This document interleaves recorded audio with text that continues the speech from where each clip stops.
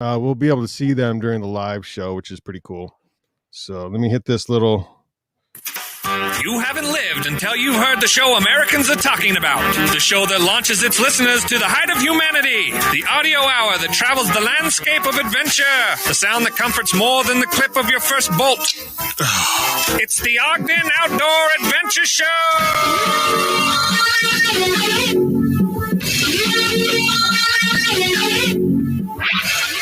We're Outdoor Adventure Summits the airwaves. This is the Ogden Outdoor Adventure Show. I'm your host, R. Brandon Long, on belay with you here. With me in the studio is local artist and kayaker and organizer of the Ogden Narrows race, Dave Wolfgram. How you doing, Dave?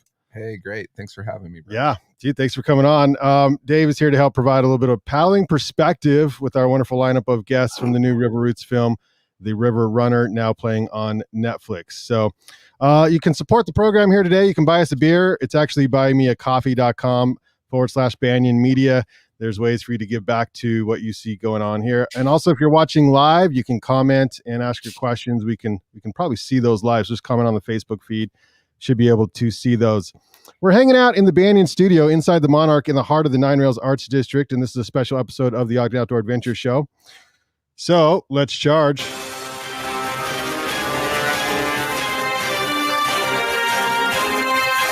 He summits with the agility of a mountain goat, flashes routes faster than UPS, is more intimate in the mountains than Jake Gyllenhaal. He's Todd to the top.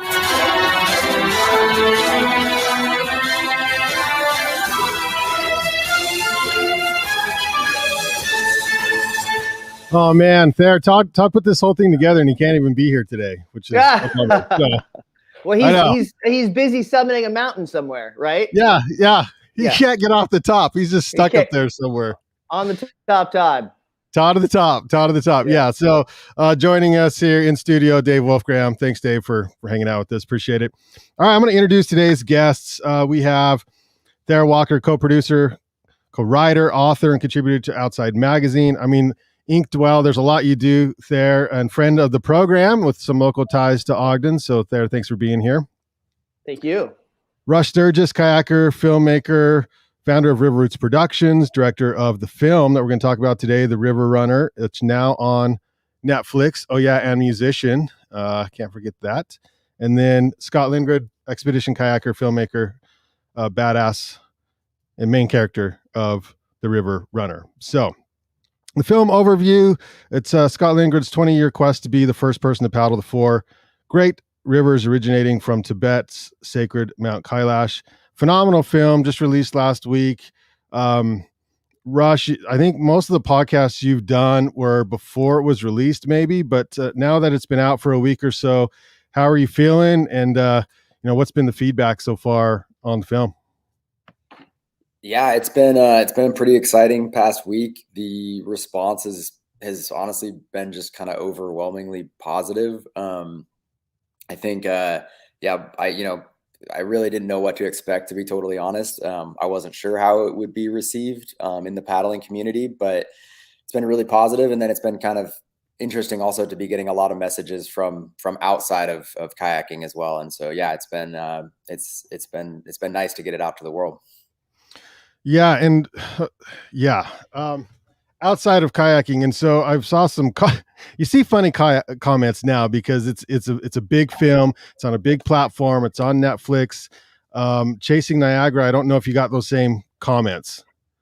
Yeah. Niagara, I think it didn't quite have the sort of Netflix, reach. And right now I think one of the coolest things is that it's just so international, like getting feedback from Japan and Pakistan and just like all over the world. It's kind of it's a bit of a different rollout for sure. Yeah, it's pretty awesome. Scott, your involvement as the main character, I mean, you're the one getting interviewed through this whole film. You know what's happening, but when it comes out and you first watch the whole thing, what did it do to you? Does it feel different watching yourself in action? I mean, nobody really likes to watch themselves, and you're not paddling. You're in an interview, for large portions of the film. Yeah, surreal. I mean, it was, yeah, and it was pretty wild because Rush didn't let me see the film until about 2 years into the project. We had, we were 3.5, almost 4 years in from start to finish. And so I was kind of kept in the dark for the first half, and then finally got brought in and saw the first sort of full cut. And then the film evolved a lot from that first showing as well. I think there was a decision that was made not too long after that, is to try to make a film for a broader audience. There was talk initially that Rush and I had, doing more of an endemic sort of thing about the history of the sport. And then, once I started to kind of divulge what was really going on, and Thayer was kind of brought on board and the outside article dropped, we kind of made this shift. And I think that's sort of it was tricky for me. I was, obviously had to become more vulnerable with my story. And then also there was an enormous amount of trust with Rush and Thayer. And that was something that happened over time. And as I got more comfortable, it just became easier for me to kind of, let everybody know what was going on. And then I think once they started to put the interviews and stuff like that together, the bigger picture was there. Well, hey man, I was rooting for you, so I didn't know you going into the film, hadn't heard of you, Scott, and so the introduction to you was good. And then you get introduced as being a dick, and I thought, okay, that's odd, to introduce somebody like that. And then it explains why. And there's, when you you have a past that is troublesome, and you experience some things, it's tough to be vulnerable. Personally experiencing loss early in my life, I have a hard time being vulnerable. And then you're just like, fuck it, I'm going to be vulnerable in front of everybody on film for everybody to see. You mentioned it got easier. Are you comfortable with it yet, or how are you feeling? Yeah. Well, let's back up just a little bit. I think the biggest thing is, the light switch that went off for me was my tumor. Initially when I was diagnosed with my brain tumor, I didn't want anyone to know. And I made my family promise that no, they weren't allowed to tell anyone. I made my best friends and my brother, and that's because I looked at my tumor as a weakness. And I didn't want people to look down on me for, and I had spent the better part of my life from a very strong, strengthening place. And once I realized that I didn't have control over my tumor, and that the actual battle for my life was encompassed with the tumor, then I was able to just let go of so much stuff, because the light switch that went off in my head was that vulnerability took an enormous amount of strength, and the fallout from not being vulnerable and asking for help in a situation like that, for me, was to isolate and not know how to ask for help. And I think that a lot of male in particularly, we've seen this a lot, in particular, like with First Descents. First Descents is a outdoor adventure program for young adults with cancer. And some of the things that came back in conversations with First Descents was that their numbers for men were down exponentially to women. Like it was something like 80% women, 20% men that were signing up for these programs.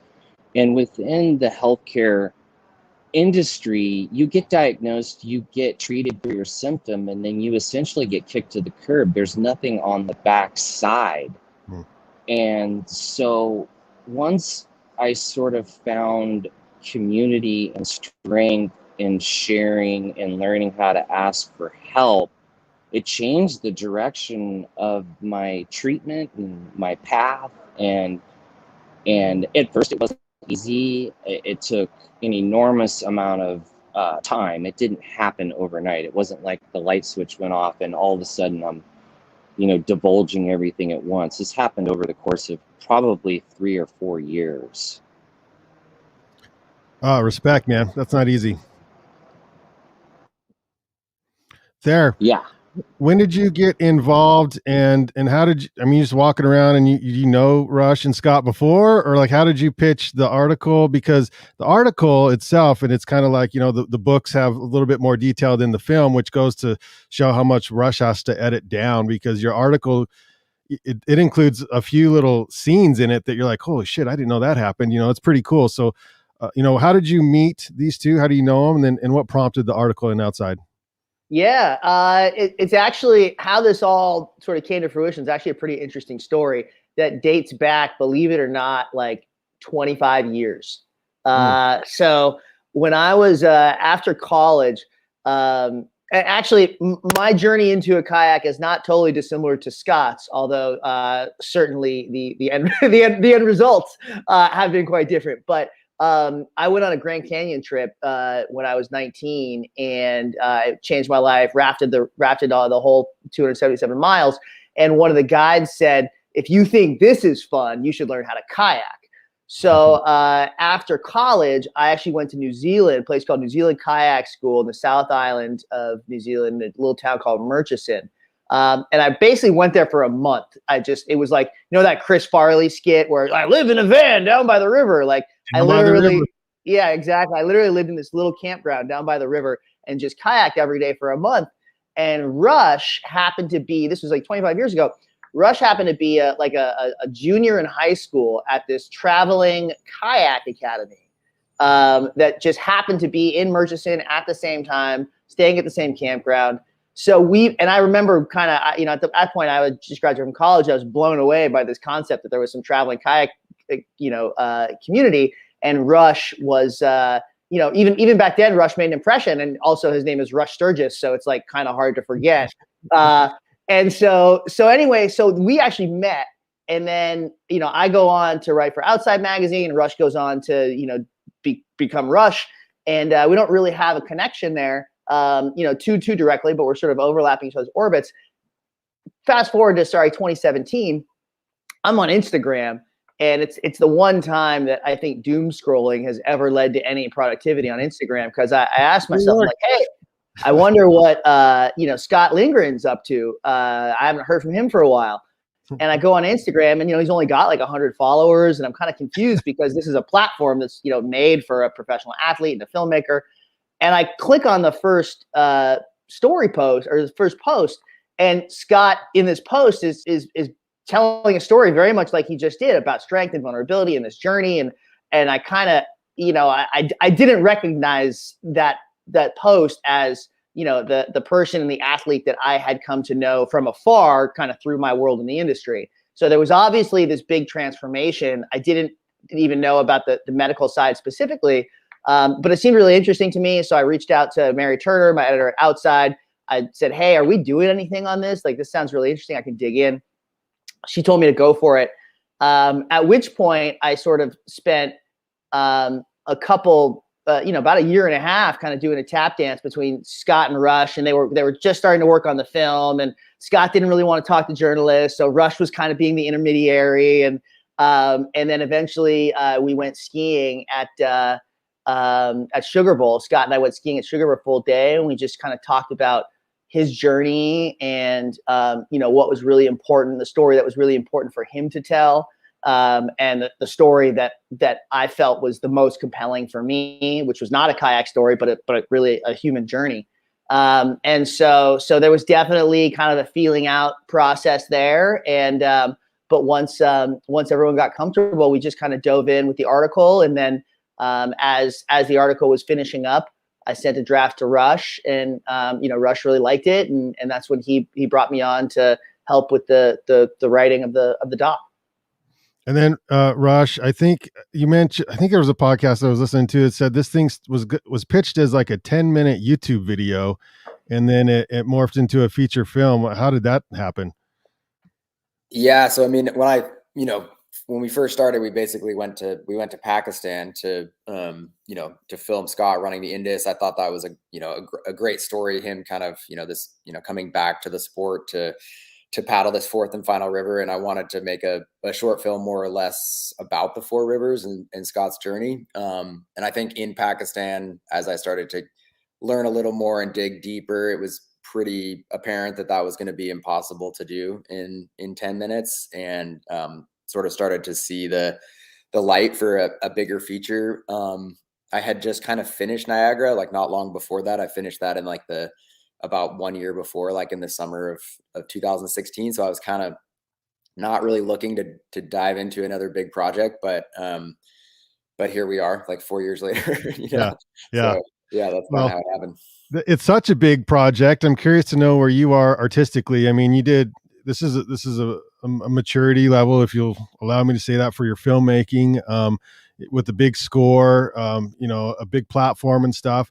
And, is it like you just want to, where are you at mentally? Do you want to just go make some kayak porn right now? Or do you want to do something like this, but bigger? You know what I mean? Like, where is this taking you?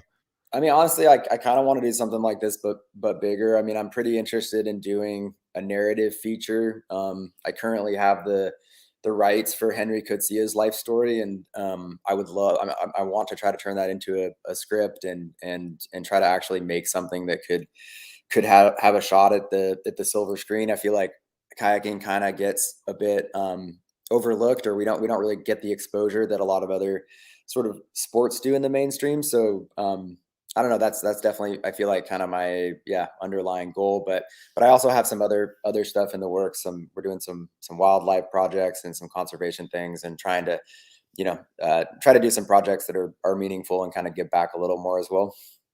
Yeah, you mentioned that it's nichey, and I saw some comparisons to free solo and climbing, and this is not free solo. But it could help be a benchmark that helps put kayaking back in the minds of people who haven't thought about it recently, as it's a niche sport, it's putting it back out there for sure. Yeah. And I mean, honestly, like, I have to shout out Free Solo. I love that film personally. And it was, I think, actually a big reason as to why we were able to kind of get some funding for this film. The success of that movie really showed that, mainstream audiences do care about these stories. They just have to be invested in the characters. And I thought that film did a great job of it. Ours is definitely different, but it helped kind of pave the way, I think, for hopefully more adventure stories getting the exposure that they deserve. Funny little tidbit. We interviewed Honnold months before he actually did that, and I was like, "Hey, do you got any plans this summer?" He's like, "Oh yeah, I think we're going to go to Alaska." I'm like, okay. And then like 2 years later or something, Free Solo comes out. I'm like, that sucker, he was lying to us. Like, yeah. Hey, Scott, Thayer brought up Instagram, and I didn't even think about this, but how would you have fared with having social media and Instagram back in the day when you were charging hard? Good or bad? Oh, I think we would have been fine. I think it would have been good. I don't really, I mean, social media is such a different beast, and, all throughout the 90s and even the early 2000s, it just wasn't really a factor. All the traditional media outlets were the only way to really get press. And I had definitely grown sort of in that world, and I understood it pretty well and navigated it decently throughout my career, and made a bunch of films about kayaking and traveling down the river and expeditions, and that was my passion. I don't know. I mean, it's always tricky to look back and think about what coulda, woulda, shoulda. Yeah. So there's that scene in the film where you're being interviewed by like the biggest Hollywood stereotype interviewer there is. It was like a big, probably ABC, NBC, CBS morning news show or something. David Bloom, actually. David Bloom. There you go. Yep. It was like, pick him right out of the Hollywood. Like, he is perfect for that role, because that's what he does. And he's a good looking guy, and he's talking to you, and you're young, and he asks you what's next. And I remember I actually saw that in real time. I don't know if I saw it like on the original show, but somebody had replayed it like Outside, or somebody had replayed it, and I saw it thinking, holy crap, I'm the same age as this Scott guy, and he's kayaking these massive rivers all over the world. And then he asked you, you know, what was next. And I just thought, man, what big dreams this guy has. How incredible is this life that he's living? Did you realize that at the time, or were you just so in it that it was like, that's just what I do? Oh yeah, I had already been in the Himalayas. I mean, the Sangpo, when that interview went down, that was in 2003. The Sangpo was in 2002. At that point, I'd already been in the Himalayas for close to 12 years. So, you know, the expedition kayaking thing, the Sangpo was, especially my run in the Himalayas, was more towards the end. And yeah, I just spent my entire life running rivers, and I didn't really get any sort of acknowledgement for what I was doing until I was in my mid-20s. And then, interestingly enough, the guy that interviewed me, the David Bloom, he actually ended up passing away a couple years later of a heart attack. Oh, I think I remember that, actually. Yeah, he ended up passing away, and then we actually ended up having a mutual friend that knew his partner, his wife. And so, yeah, there was some crazy connection there through, it was like some weird, super crazy connection.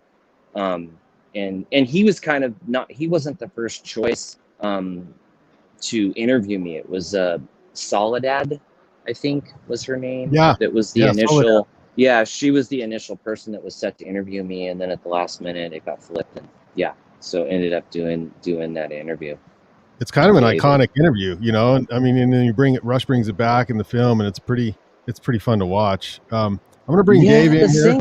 Sorry, not to interrupt you, but the Sangpo expedition, of all the expeditions, you know, maybe the Inga project on the Congo, but it was one of the few projects, you know, expedition-wise, that really kind of transcended outside of the kayaking community. You know, it was a 1-hour program on NBC, and then there was the Today Show, and then it was a cover story for Outside, and it kind of really was my biggest swing in that world.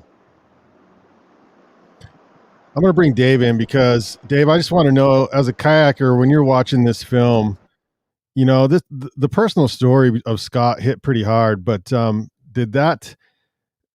was that, you know, what did you like better? Did you enjoy the kayaking part, or were you involved in the personal story, or where were you on this? I've seen a lot of these kayak films and a lot of the films that these guys have made. And, you know, it's always like looking up that as, you know, we know at our level that we'll probably never run anything like that. But sometimes these kayak films can be just kind of fantasy. But when you add that human connection to it, the human suffering and family loss, and just you add that element to it, and that transcends, like, that brings all the humanity together at one, whether you're a kayaker or not. Yeah. And so my wife really enjoyed it. I mean, it was just, it was like, I loved I think it was really put together really well. And also the epic shots of huge water and holes, and just that it also made it so that non-kayakers could digest it as well and get into the feeling of it. So you guys did an excellent job, and it was awesome. Thank you. Sweet. Yeah. Rush, there was a lot of backstory telling. You had to put a lot of photos together, and who did those for you, because they're amazing. Thanks. Yeah, definitely shout out to Eric Busey and Barry Thompson. Those guys are, in my opinion, like the best in the biz. They did, if you've ever seen Valley Uprising, they did all the treatments for that film. And I remember seeing that, and I was immediately just like, I want to work with those guys. And so we worked together on Chasing Niagara, and then hired them for this one, which was honestly really heavy lifting. There's like about a half an hour of photo treatments and motion graphics in the movie. And we had to definitely get really creative for a lot of that stuff and shoot the photos. And then, you know, they'd cut them out and do, you know, everything that they do in After Effects with it. And definitely heavy lifting on their part, and super grateful for all their work on it. And then talk about the score. You make an appearance in one of the songs that's on the soundtrack, which sounds good. Also noticed Rancid made it. I don't know if that's supposed to be in there or not, but it's on the playlist. Yeah, talk about putting that whole score together for the film. Yeah, I mean, so it's about like a 90% original score. We licensed a hand, just like a couple of label tracks, one of which is Rancid. But we have 4 different composers. I sort of did that because we cover a lot of ground in terms of like geographically, like we've got, you've got sort of like the Himalayan kind of more world music sound. You've got kind of Americana vibes, which are the songs that I worked on with my friend Rudy Slazewski and the band Tapwater. Then you've got kind of stuff I wanted like more of a bigger kind of orchestral feel for the kind of bigger moments like Scott's Drop and some of the Indus stuff. So we actually ended up working with the Budapest Orchestra, Cyrus Reynolds, to really kind of bring that to life. And then kind of some darker, more electronic kind of textures, which we did with John Clark's out of the UK. So yeah, kind of like pulled from all these different music sources, which I was a little bit worried that it was going to sound like too much of a mashup of genres. But in the end, I think it works and kind of a little bit of a different approach. A lot of people will normally just go with one composer to get one kind of like similar sound throughout the film. And I kind of felt like I wanted a lot of different sounds going on. And so that's kind of where we arrived at now. And the soundtrack is up on Spotify for anyone interested. I think there's about like 25 original songs for the film. And then doing this film, and it took a couple years, and I'm sure you learned a lot, but what's the one thing that was just unexpected when you were doing it? Was it cutting it down? Because I know there was a lot that you couldn't include. I think there's enough to make another film probably, but what was maybe the one thing that you just didn't expect about making this film? Yeah. We shot a lot of interviews that we didn't use. I expected to be digging.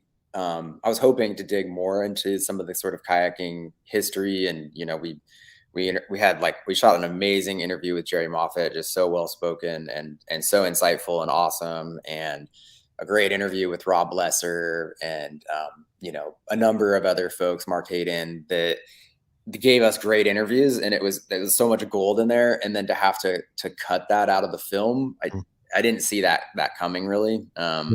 And that hurts. It hurts. And you feel bad too, because it's like, these are awesome people that are integral to Scott's story. But as Thayer can attest, like, good writing, like, and good storytelling, it's like you gotta kill your darlings, as we say. And we had to do so much of that on this film, and that part of the process is hard, but in the end it makes it better. And that's what you got to do. Yeah, for sure. Thayer, let's talk about the writing real quick.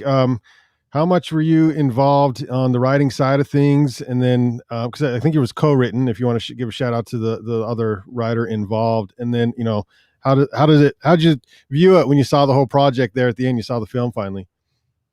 Yeah.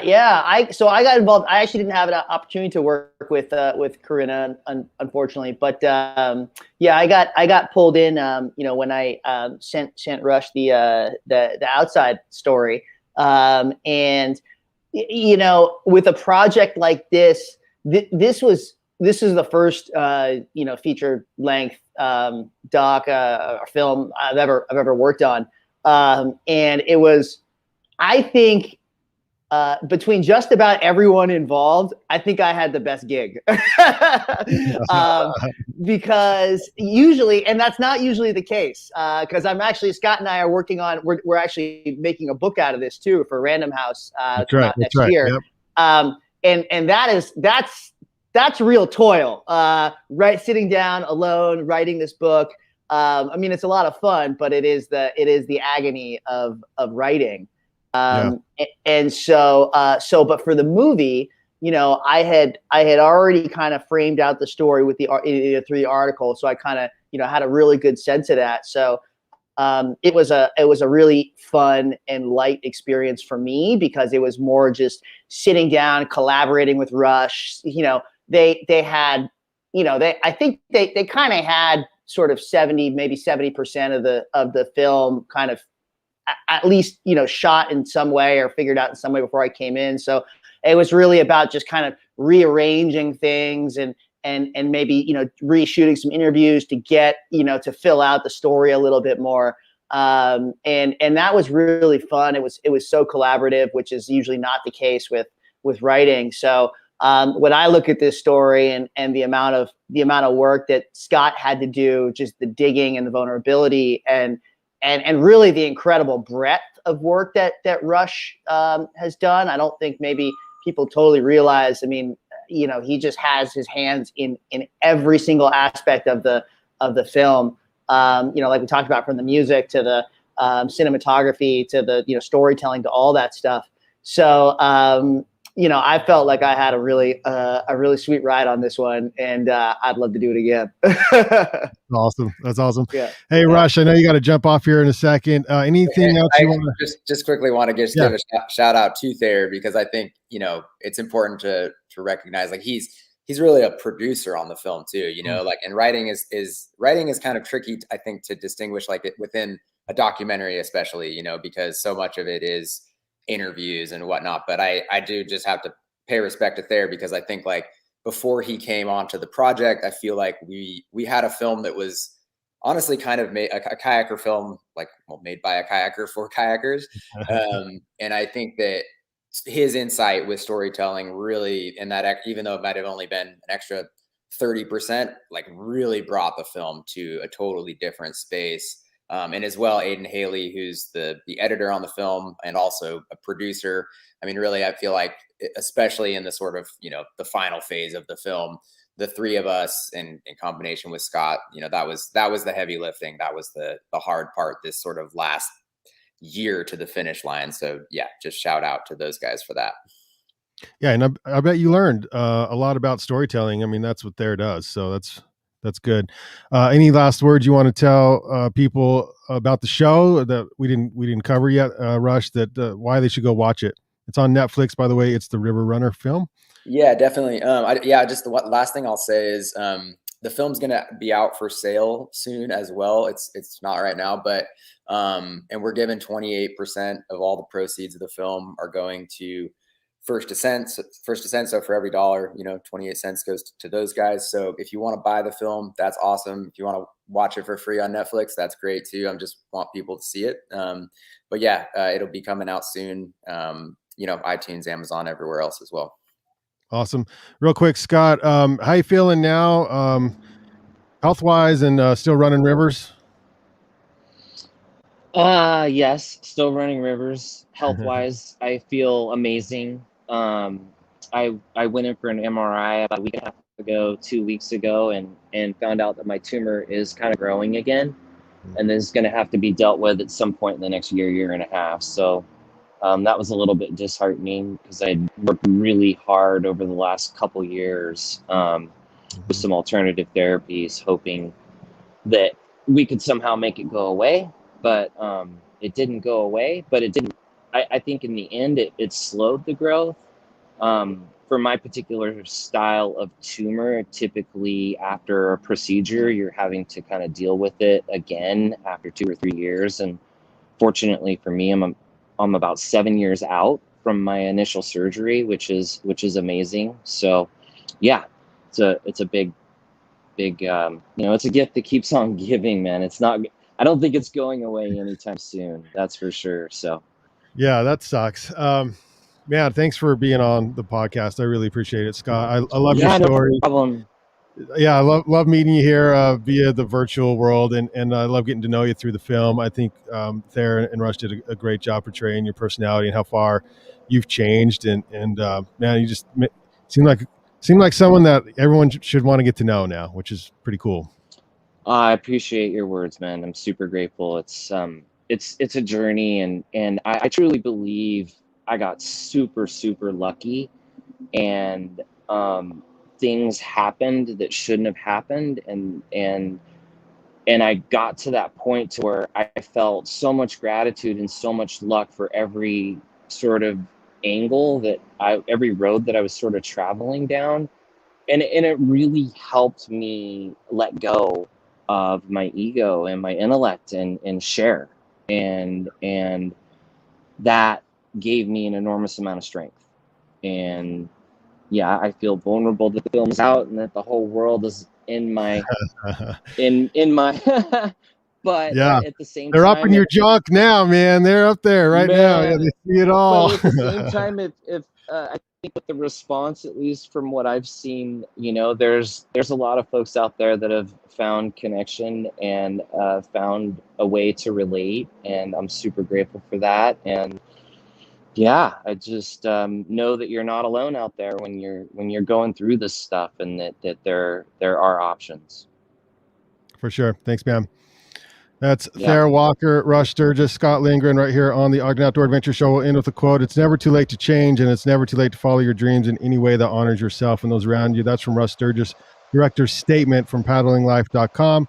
Thanks to Banyan for powering today's episode of the Ogden Outdoor Adventure Show. Listen and subscribe to the Banyan Collective on YouTube, Facebook, Instagram, Apple Podcasts, Spotify, and the Podbean app for Android and iPhones. All show notes are available at thebanyancollective.com. You can DM us on Instagram at Ogden Adventure. Hey, thanks everyone. Appreciate it. Heck yeah. Thanks for having us on, man. Super grateful. Yeah, thanks so much, guys. Appreciate it. Cheers. Awesome. Cheers.